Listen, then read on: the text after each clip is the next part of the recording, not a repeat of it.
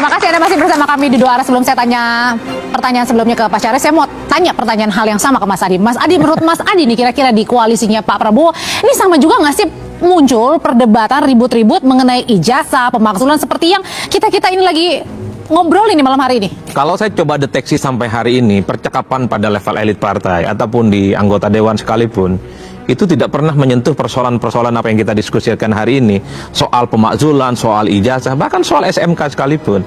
Ini murni adalah para debat-debat yang kemudian muncul di luar domain elit. Misalnya, kita bisa contoh, ketika dikaitkan dengan isu pemakzulan di DPR, satupun anggota dewan di DPR nggak ada yang ngomong.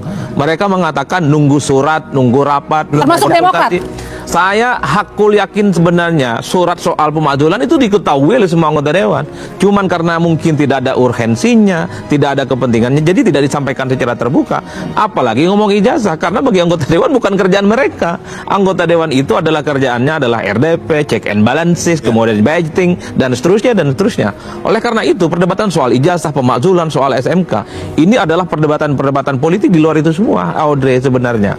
Oleh karena itu, kalau menjujur sebenarnya, soal kontroversi dan kegaduhan ini adalah aktor-aktor yang saya sebut sebagai non-parlemen, non-partai politik yang sebenarnya muncul isu-isu yang berdiri pada diametral masing-masing.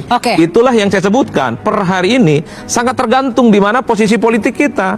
Kalau ada di posisinya Bang Roy, apapun yang disampaikan oleh Bang Roy, 4000% oke.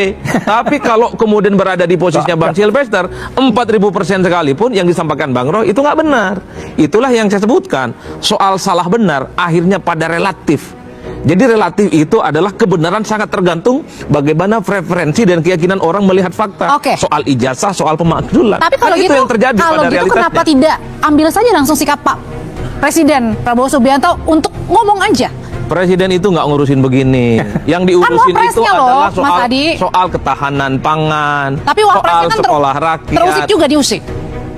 Soal pemakzulan, Wapres sepertinya ngomong, diserahkan aja pada DPR dan mekanisme demokrasi. Kalaupun toh kita mendengarkan statement-statement pimpinan MPR misalnya, bahwa pemilihan presiden dan wakil presiden itu satu paket.